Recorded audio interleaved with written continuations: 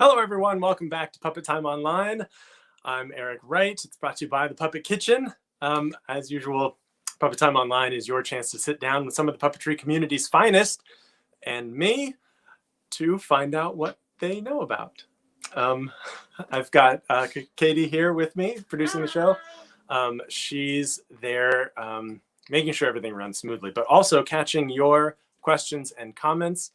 So if you have anything to ask or comments for me or my guest today, leave them in the comment section.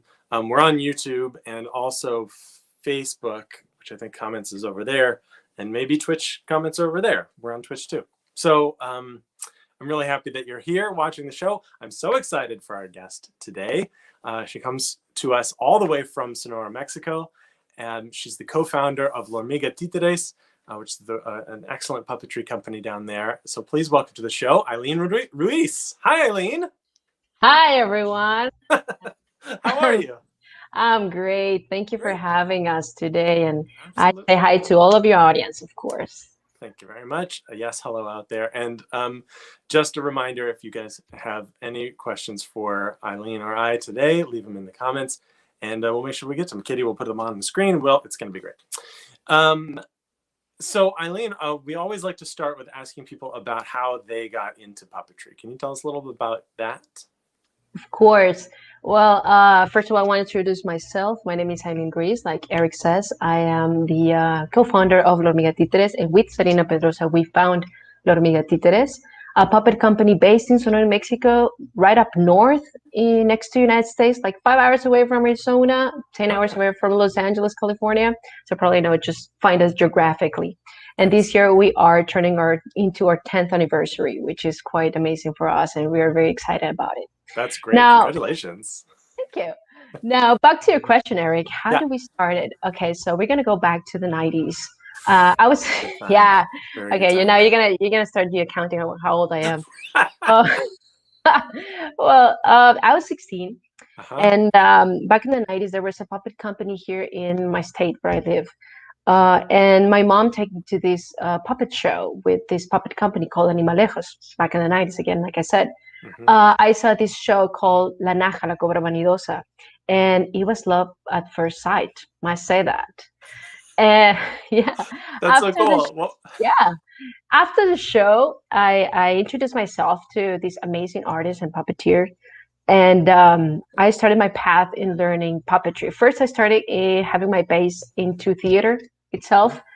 After that, I started specializing in puppetry.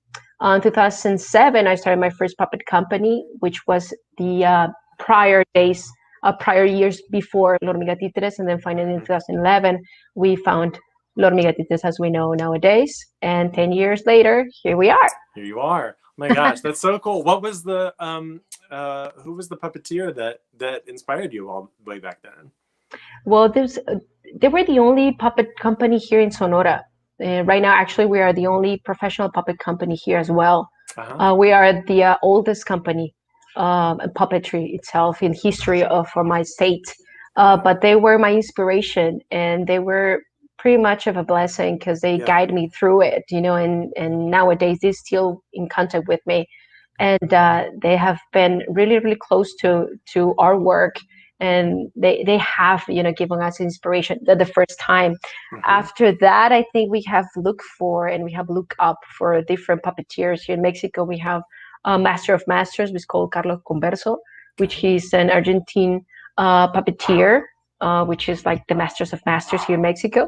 Cool. And contemporary, we have some others that we like, but we can talk about it later.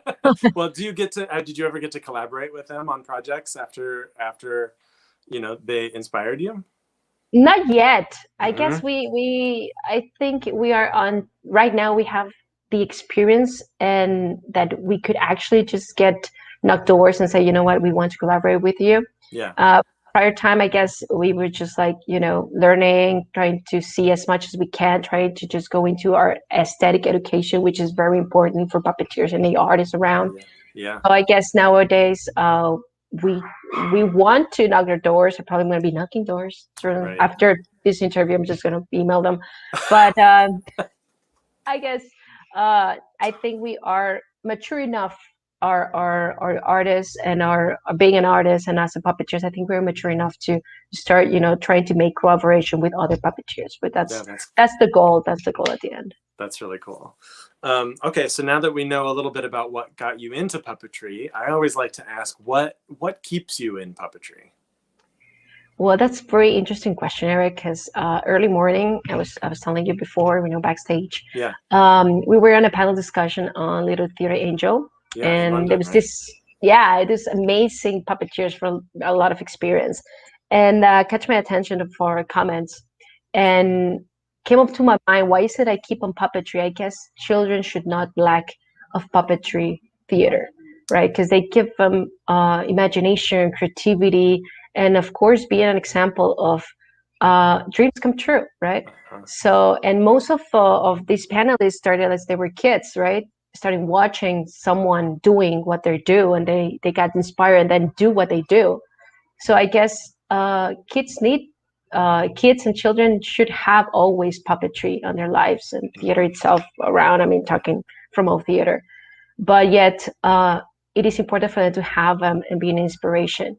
So yeah, I guess. Do you remember puppetry in your life before you were 16, before the mid-90s? Was there, or was that really your first exposure to the art form?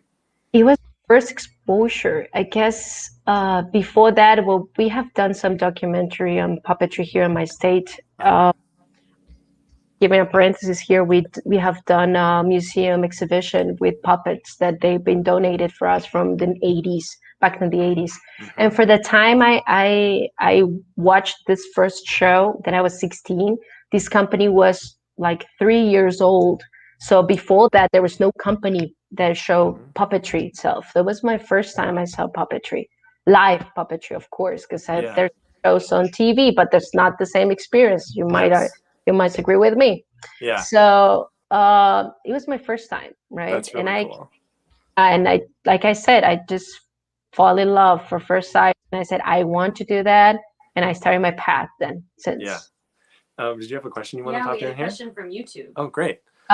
So is there something geographically special to Mexico that inspires your puppetry work? That's a great question, Bright. Thank you for asking. Hi, Brian. Well, okay. Is there something geographically special to Mexico that inspires your puppetry work? Here, for example, here where I live, which is the desert itself, I guess most of our topics, we mainly Mexican. It's our indigenous ethnicities, geographically ethnicities we have. And I think that's something that quite gets me into puppetry, what inspires us. Most of our history in puppetry are marionettes from the beginning, like back in the 19,000s. And yet we have been evolving into puppets, and then we have evolved to shadow puppetry, and then we have evolved to hybrid puppets, which is something that it's been done recently, right? But I guess it will be topics into ethnic groups, topics like legends, histories that we always want to take in account because they're very important.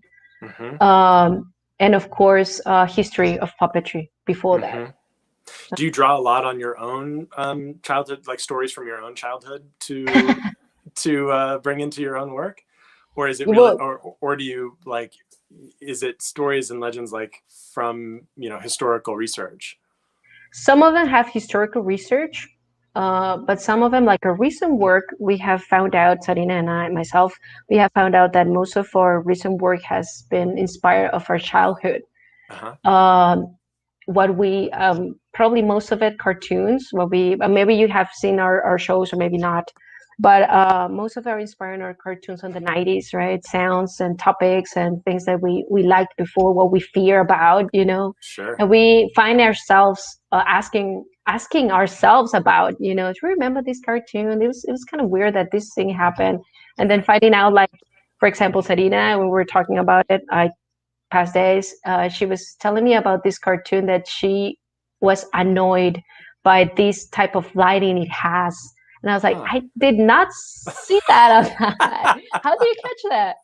And then we just went to YouTube to watch the cartoon again, and certainly there was a light, but it totally annoyed her, right? So then her work in illustrating, she kind of like gets into, thinking about where the lights go. So it's kind of like the inspiration of it. So that's really cool. How do you like working with children or producing theater for young audiences? What do you learn from your audiences, during production or after production? I have learned that children's are from everybody's, right? We have to take care of them. We have to look forward, and we always have to think about them, right? Or how we're speaking to them, how we get to understand the world through our eyes. And I guess it's most of the rewarded time that we have with them.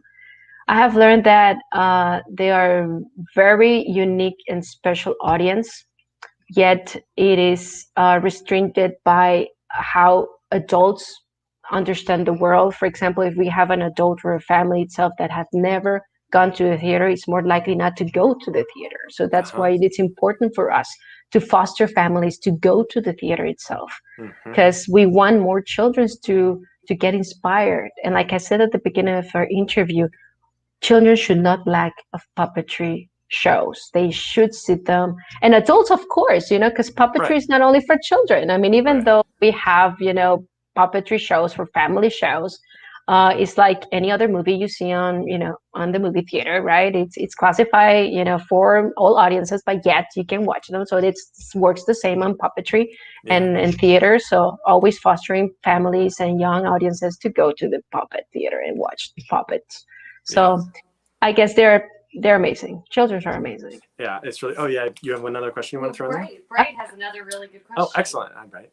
Between theater for young audiences and theater for adults, what changes in your approach in the creation or process of creating the puppet shows? That's a great question. We are right now in a point where we are doing our first adult puppetry piece, and this has been very, very breaking our head into what is actually for adults. That's the question, because we have been thinking, okay, so probably most of big answer will be probably more sexual content, right? What we say, right? But actually, what does actually adult puppetry is itself, right? Because we have done children puppet for a long time, for 10 years. So we're in this point, Bright and Eric and audience, that we are creating our first adult piece. And I don't know, it's just our answer. I'll go with this answer so far. I mean, we've just been going with it. Sure. I think the answer it is that the way you approach the topic, right? And how graphic you can go with it, because puppetry gives you a lot of imagination how to approach a topic, right? Different from actors. You might agree with me. And I saw once, coming back to Little Angel Theater, we saw once a show. They were live stream, and there was this specific scene that there was a guy crawling into a tunnel to feed another guy in a cave or something like that. I'm not going to go with the story about it. But the scene where actually in the tunnel a rock came, completely mashed the guy, and the other guy just died out of hunger.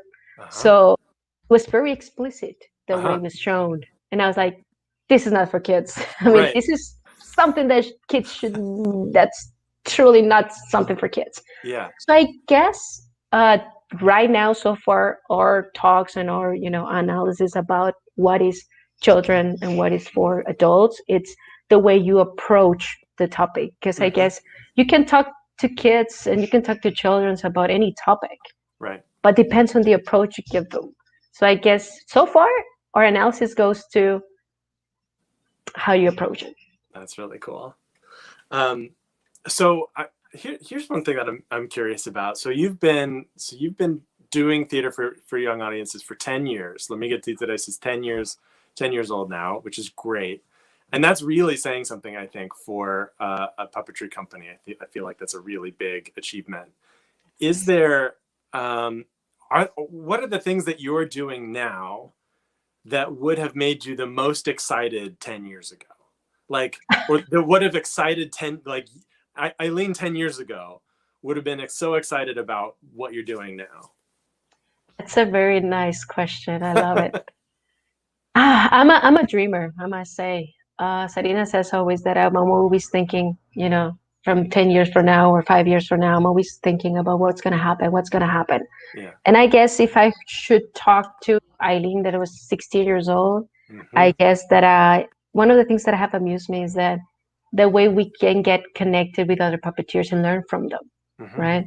And I guess what amused me is that nowadays the new things we are creating into paper puppet techniques, which we didn't do before the lockdown, because we had the time to do so, and then to actually do it into audiovisual puppet theater, puppet paper theater. I guess that's one of the things that I am amused. And for moreover that, I guess it's to just look back, because if I would have been, it was like, you have accomplished it. Your dream comes true, right? So, but for our audience, like I said, it's about being constant. It's about discipline. It's about learning. It's about time, hour, watching, learning, getting to the point, work every day to get to the point. I mean, success will not come into just because you do something. It comes because you work hard every day, and that's the dream, right? You work every day, and that's the dream. So that's really true. It's really true. That's what amused me. Well, you mentioned the paper puppetry that you've been doing recently, and you actually brought a video to show that uses some of that paper puppetry. Can we watch that now? Yeah. Let me just talk about. Oh yeah, you want to set it up? Yeah, I just want to talk about a little bit about it. Yeah. This is a piece called an amena. It's a piece that was made. It was made into the first mentorship program on the LA Guild of Puppetry. We were mentorship by Pam Severance. Great. In she's October. Yeah, she's awesome. Hi, Pam, she's watching. And we were with our mentorship. It's the first mentorship program where only 5 of us were selected. It was a quite honor to be part of the LA Guild of Puppetry mentorship. Yeah. After that, we started showing this piece. Illustrations are from Sarina Pedroza, graphic design and editing, myself, both directed, production of Lormiga Títeres. Now we can watch. Yeah, let's watch it. That's so cool. There you go. And it's going to be right here. It's going to be right here.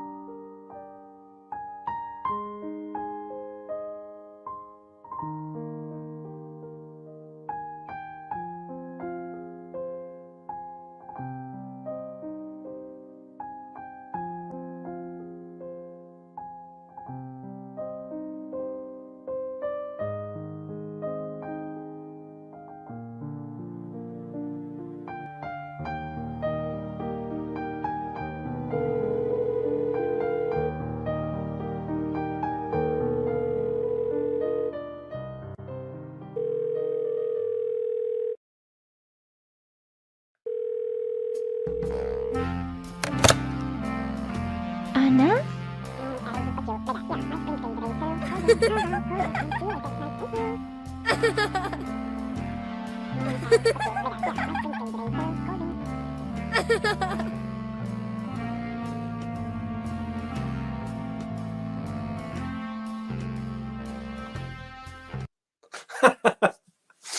Oh my gosh, love it. It's so beautiful. Thank you. This is one of, like I said, it was part of the LA Guild of Puppetry mentorship program. We get to meet amazing artists and puppeteers around, and it was one of the pieces that we created with them. So we're very happy with it. What was the process behind that? Like how long was the development of that piece? Well, development of that piece, I guess. Well, it starts with a storyboard, of course, like everyone. Yet we were working, day and night because we wanted to, get all the work done. Sarina started the illustrations. I think it got her like at least like 2 weeks, but she was working, like really working day and night with it. Sure. And then for filming the video for the show, it was probably 12 hours, probably, maybe not in a row, but we did like 12 hours. Editing gets another time, and that's another process. Each one, it's a process. It's different though, because you film it, but later on when you're going to the production of editing, music, it's another character for the piece, right? And the special effects are another character of the piece. And Sarina and I, we're really looking into actually keeping our pieces without dialogues in order to make audience to make their own dialogues, to make their own conclusion about the piece. So that's what we are, with not putting any dialogues in between. So that's we continue doing that for their pieces. With what paper. Was the, go ahead. Sorry, no, I was saying paper puppet. We have 5 pieces. We are into our 6th one coming up. We're finishing. It's finishing the last production, and we're going to have our sixth one. That's great. I mean, as someone who just finished a short film with paper puppets, it's an excellent use of puppetry, like especially in lockdown when you have limited space, because you can't tell how big things are in camera. Like all of my puppets were like this, this big. Actually, I think we have a picture of some of the puppets from that.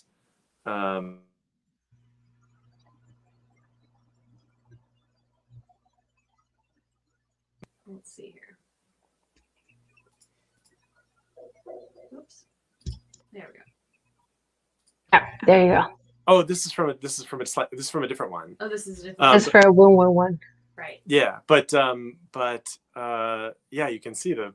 Yeah, you can see there's really different. Big. Yeah, they're different. Depends on what does the scene needs. Of course, that's from what we watch.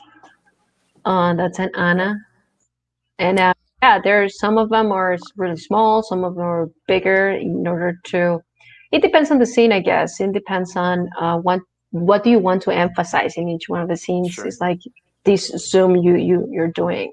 Yeah. So yeah. What was just to get a little bit technical into it, what was your setup like for filming? Do you film those straight ahead, or do you film them top down? On top down. We do top down. Yeah. Mm-hmm.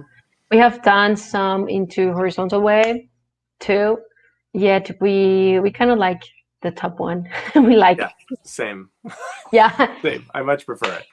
Yeah, it's different though, but you have to, bear with gravity. Yeah, exactly. Some things that you cannot do because of gravity. Yet it's a very, very handy tool to just do it on top. Yeah. I love the clouds at the beginning of that piece. It's really nice. And the mixed media too. It's so nice to see. Like, I like knowing how it's made when I watch it. I like knowing that it's paper cutouts, and I like knowing that it's cotton on a piece of tape or something. Yeah, it's something just and for just filming that piece, sometimes you probably know that because you're a puppeteer too. Things can go really wrong with it. Right. And you're trying to integrate everything. You want to get some animation into it, yeah. And just pulling that string out with the clouds. It takes us like 5-6 cuts. Just do it right. And we probably have a lot of footage. Different footage. Like this is the right one. Okay, let's do another one. Just in case it doesn't look right. Yeah. But just a small thing. It can take you a long time. We're very perfectionist to that. And Sarina did all of the illustrations, so they're original illustrations. They're great. They're really she's amazing. Yeah. What's been because you originally said you were trained in theater, and most of your work is live work. What's your transition into video stuff been like? What kind of challenges are you up against finding, aside from one little thing can go wrong, you have to do it again, and what's that transition been like for you? Yeah, well, I guess is that first of all, you don't have the backup of a team. Before that, we were 5 of us, working in a company, and most of us do tabletop puppets before paper theater. Right. And one of the things that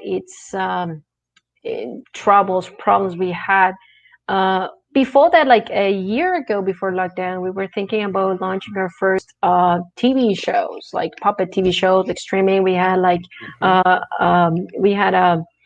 someone calling us from a TV. What do you want to do? A puppet show for children, for the children, hours. And we agree with that, and we were exploring into puppets, like TV puppets. Yeah. This it was a year or 2 years ago.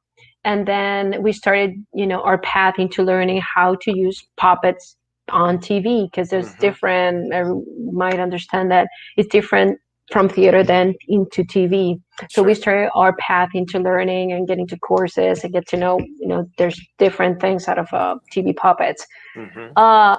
At the beginning, we're like, maybe that's gonna be a good idea. Maybe we should just stick with theater, blah blah blah, But then when lockdown came, and we saw that our courses and all this we did for puppet TV, it wasn't for granted, because we started doing puppet shows, and we started to do puppet productions for different companies and different other educators and some other people. Right. But most of it is like the lack of team that nowadays we have to do it just Sarina and me. Sometimes one of the guys will come and we'll work with together. But mainly right now it's just Sarina and me, because we cannot get all the team together just to just prevent into just having some safety into it. So yeah, that's one of the problems, I guess, And then to get all this technology going on, to understand it, and then launch it, and then and one of the things that you show something right now, and then tomorrow will not be the same. I mean, it's not going to be new. I mean, everyone will see it, and they're like, hey, so what's next? Right. It's not happening in theater. Theater is like you see it once, you feel it, you are part of the experience, and then you have to come back. But it's going to be another different experience for you of doing it in theater. But doing it in audiovisual, the con of doing it audiovisual, I guess, is that you just premiere it, people will see it, and they will like, okay, so what's next? I was like, okay, I need 90 hours more to get to something. That's amazing. I never really thought about that, but you're totally right, because when you go to the theater, it's a completely different experience every time, even if it's the same show. And when it's on screen, it's absolutely the same thing every time. That's kind of the point. Same. Yeah, that's the thing. That's what theater makes it special. Yeah. The experience of it. Yeah. Right. So we'll never forget that. Yeah. That said, you also created, like during this time, you created the first, I believe, worldwide virtual puppet festival. Oh yes. How was that? What was that? What was that like? It is the first ever festival, virtual, online, like totally. Yeah. We were actually in lockdown here in Mexico. We went to lockdown on March the 17th. And like everyone else, we're thinking about what should we do. Everyone was releasing their blogs and their videos and stuff. They're starting to going into getting into showing and sharing their work. And then I remember I was at home and I was doing a barbecue, because I was in lockdown, and I was like, okay, I'm gonna do a barbecue. And I remember said, what if we gather with the rest of our puppeteers and we show something together, right? Because I saw some of my colleagues showing their shows, okay, showing their performances, but only as them as an individual, as a company. I said, what about if we do a virtual festival? That'll be amazing. I mean, recorded shows, it will be fine from their part and from there. So we did Puppet United, as they call in English, Títeres Unidos. And we posted our Títeres Unidos Puppets United publicity on Facebook, and we went to bed. When we woke up, we were 7,000 likes on Facebook. When we woke up, we were 9,000. And then after an hour, we were 11,000. And then at the end of the week, we're 25,000. I'm like, wow. I mean, that's everyone. Really cool. We were known worldwide, because we got people from Australia, United States, we got people from Canada, a lot of Latin American countries, of course, Colombia, Argentina, Chile, Peru. So we get to know a lot of different puppeteers around. And there's coming the second part of Puppets United. So stay tuned for that. Yes, of course. That's cool. When will that be, maybe? That will be on the second week after our spring break. After spring break, the second week. And it will be, that I think it's in April. So far. Nice. So we're this Puppet United, it's by invitation. Yeah. So I'll send invitations soon. I we need to send invitations. So yeah, so it's coming. That's great. But the thing is that when this second round of Puppets United, we know that it's not going to have the same impact that we did on the beginning, because we did something when we have to do it, and when you have an idea and you do it and perform it, and the point where you have to do it, you have a success like we did. Like we had a lot of audience. We know that this time we might not have that much an audience yet. I think it's a good way to get to know different puppeteers around the world, and to give them a chance to show the world also, and the audience itself, to show different puppet shows, so they can just follow them in their own countries. So yeah, it's coming. Yeah. What are the other things that you're going to change about about this next one, or what are some of the things that you maybe challenges you came up against in the first one that you're looking to iron out in the next one? I remember at the beginning of our first Puppet United, we didn't know how to broadcast. I mean, we were having the shows, and we did all, everything all together. And then we're like, okay, how do we broadcast? I remember we did our technical rehearsal, and we kind of like dispersed some things that we knew that were wrong. And we started live.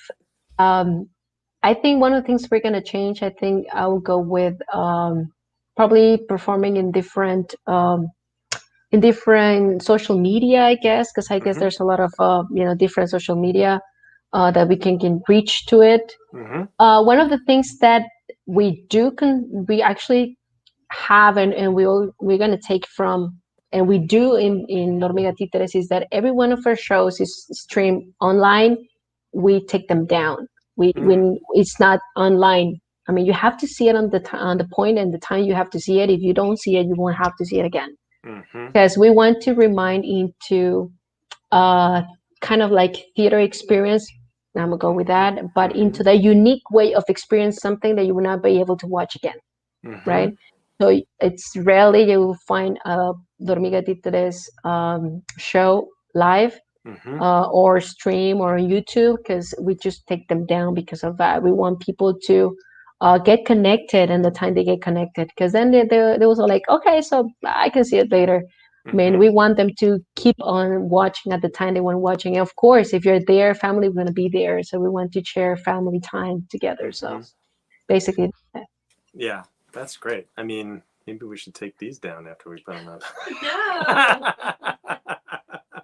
No, you really, I mean, that's a really smart idea. I don't know, maybe. I'm still figuring it out too. I mean, I'm like you, like I was trained in the theater, and I'm just kind of brand new to all of the, like a lot of puppeteers out there, trying to figure out, digital technology for a mostly analog art form has a lot of, has a lot of hurdles and a lot of challenges. You said that also when you were thinking about getting in, or like thinking about your TV show or developing a TV show, you did a lot of research and a lot of learning and a lot of preparing that eventually helped you out for when you were in lockdown and producing stuff on screen because you had to. Do you remember, were there some things that you really like, the big takeaways from that research or from that time of learning that really came in handy when you were online, or like, things that other people that are also in this position could take away? I think one of the most important things that we have to think about in advance, maybe the idea you have right now will not work right now, but as soon as you start developing the idea, and then you get other courses and you get to talk to other people, you watch other shows, then your ideas start developing as what you want to, to show to your audience. But at the beginning, we wanted to do like Lormiga TV show. I'm going to call it like that because it didn't have even a name. And we did some shots with green screen and with our puppets, but like those puppets were tabletop puppets. They're not actually puppets itself. And then we created some puppets for the scene. Right before, I mean, I'm telling you this, we had these puppets, like these new TV puppets by February, I guess, just right before lockdown. Yeah. And we were thinking about, yes, let's start shooting some of our videos. Let's start, doing some stuff. Let's see how it goes. And then lockdown. So, but we have the puppets, right? So we have them, and that gives us a chance to start, creating our pieces out of what we had as a material. So what would I say is that you have the idea, write it down.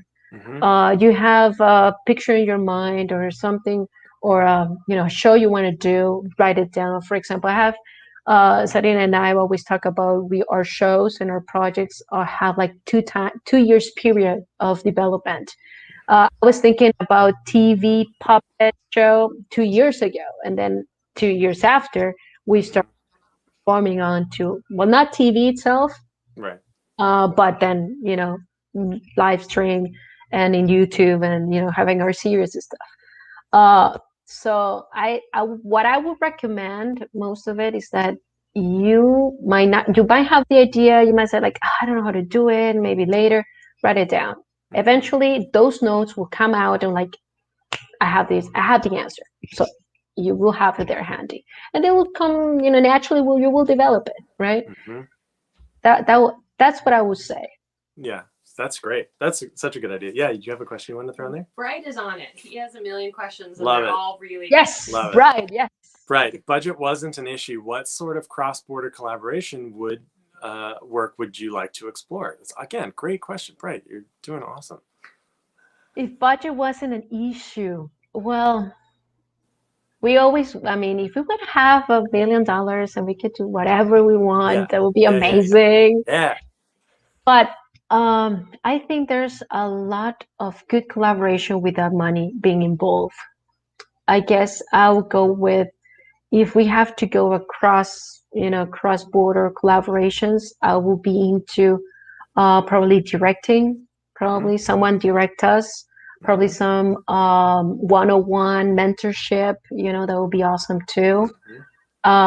Bright does amazing. Bright is a puppeteer. He's an amazing puppeteer. I really look up into his work.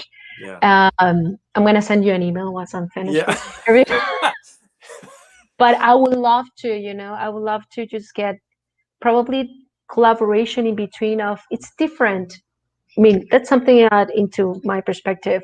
I started to look into United States puppetry, get to know what you guys do. Different from what we do here in Mexico, totally different, even though we're next to each other. We're totally different in puppetry. And then I found out these techniques that you have developed. For example, paper puppet theater is a technique that you have developed for a long time.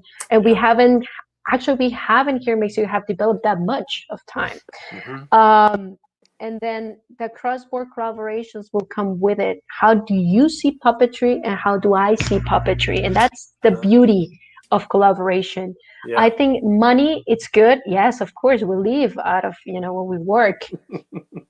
But if we do not have money, I guess one of the most important things that has to be into it is this experience into how to see puppetry, how do you learn puppetry, and how can you give that idea and that experience to the other person you are working with.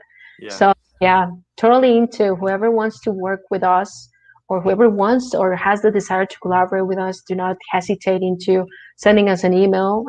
We're always open. If there's money involved, great. But if there isn't money involved, fine. Eventually money will come. History has told us that. Yeah.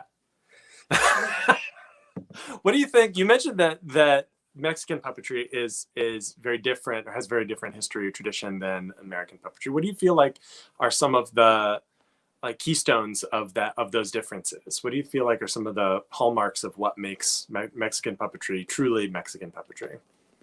We have been, one of our traditional puppetry is marionettes. That's something that has stuck with us for a long time. We have these traditional families that have done puppetry in marionettes, which are amazing.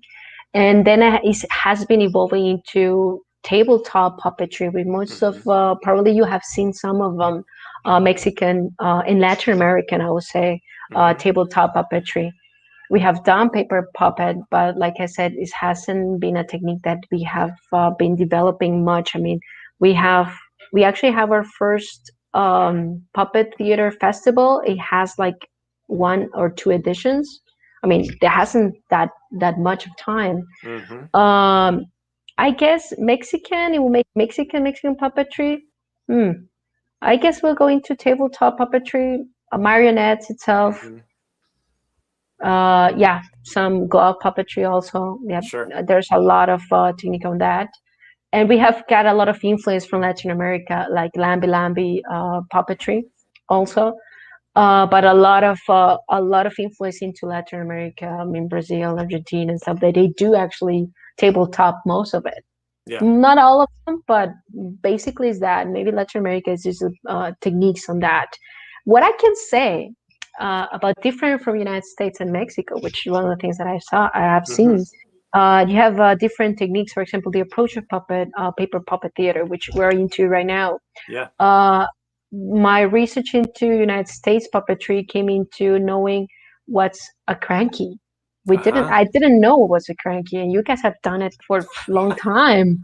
There's right? like so many workshops and whatnot about crankies. It's great. It's such a beautiful, simple piece of technology. It's really kind of amazing. Exactly, and we do not have that here in Mexico. Can you explain what that is? Yes, we can explain. Both of you can. Yeah. So real quickly, a cranky is like a scroll in a box, and when it has a whole scene, or it has a long landscape, or it has the story sort of evolving. So as you crank one side of it, it pulls the scene across, and you can do long pans, or follow a character across, or just the way that the story unfolds, a bit like turning pages of a graphic novel. Sort of things appear in the scene because of this simple scroll technology. Beautiful technique that I did not know about it until I started researching about what you guys do. Another difference between, I guess, we do not do a lot of shadow puppetry. We have some companies that actually specialize in shadow puppetry, but you have an exquisite way of doing shadow puppetry that I like a lot. And I'm learning a lot from you guys. I'm learning a lot of your techniques and your experience. Like I said, it's different from us. And there's a lot of things that you can learn from us too as well. I'm pretty sure. I was just going to ask, what do you feel like? What can we learn from you and Mexican puppetry? Well, you will not learn about puppet TV because you are the king and queens. You are king. I'll give you that. That's fine. Yeah, you'll not learn that from us. I guess one of the things you will learn is probably one of the techniques that I haven't seen so much. Well, I haven't researched about in the United States. It's the hybrid puppets, of hybrid marionettes. There's some groups here in Mexico that they're doing hybrids. I'm explaining what's a hybrid marionette or half puppet, which is half a puppet, half yourself working with both of it. And visually gives you a different visual of a puppet. It's like more of a human. Well, not all of them, but it's like a human puppet. And it's a combination between puppet and a human, which is a hybrid of thermoplastic. Some of them you could do it with paper mache. You could do it like that, and we do different techniques. But then the technique is that hybrid. You get to be a puppet, just half puppet, and your legs could be the legs of a puppet. Wow, that's so cool. That's different. I haven't seen that in my research yet. I might be wrong. I might be wrong. Yeah, I might be wrong, but that's one of the techniques that I think I haven't seen in my research from United States puppetry. I haven't seen it yet. Yeah. Do you think about yourself, your work with with Lormiga? Do you think about your place in Mexican puppetry history? You've been around for 10 years. Like, you've been doing, that's, again, like I said, that's a pretty big accomplishment for a puppetry company. Do you think about what it means to be the premier Sonoran puppet company and the impact that you have on puppet history? Well, we are, like I said at the beginning of our interview, we are the only puppet company here in Sonora so far, right? We wish to inspire some other young artists to do their own, of course. I guess yeah, we wish to have that spot in puppetry, Mexican puppetry. We hope, of course, but that will depend on so many things, like I guess creativity, I guess ideas, innovation, But like I said, of course, it is about step by step. We want to get there. If we want to get there, we need to do our homework. Yeah. And that homework has to be done every day. And especially those days when you don't want to wake up or you want to do anything, those are the days when you have to live the dream and like, I need to do something. As it could be a small thing, but start stepping forward into what you want to accomplish. We wish to have the honor, time in life, of course, to be one of all these companies and further Mexico. Yeah. And of course, to get collaboration with other companies, not only in Mexico, but worldwide. That would be amazing. But I'm talking about maybe 20, 30 years from now. And we're going to be watching this and we're going to have our next interview. They're like, hey, did you accomplish what you said on this interview? Like, Okay, next question. You're gonna look back and you say, Ailin from 20 years ago would have been so excited about all these things that she was talking about. Yeah. It's really, really great. I've loved. It's been so great having you on the show. Thank you so much for being here and talking about it. I know that there's going to be big things in store for you, for Lormiga. I'm excited to see all of the things that you put together. It really, it shows that the hard work that you put in really pays off. And that's really nice to see. So thank you again for being here and for being a guest on the show. Thank you everyone for watching. And Ailin, we'll talk to you soon. Yeah, thank you everybody. I thank all the audience. It's great to have the chance to talk to you. Please follow us on our social media. This is a commercial. Social media, Facebook, Instagram, YouTube, Twitter. We are around. There you go. You are on Instagram. There you go. You can also follow them on YouTube. There's all kinds of great stuff. And we'll love to have any communication with any of your audience. That would be awesome. And thank you, Eric, and all the team to having us tonight. Absolutely. We'll talk to you soon. All right. I'll see ya. Bye. Well, thank you very much, you guys, for joining us for another Puppet Time Online. Thanks again to Ailin for joining us. Really enjoyed talking to her. I hope you enjoyed that interview as well. Be sure to like and subscribe to the Puppet Kitchen on YouTube.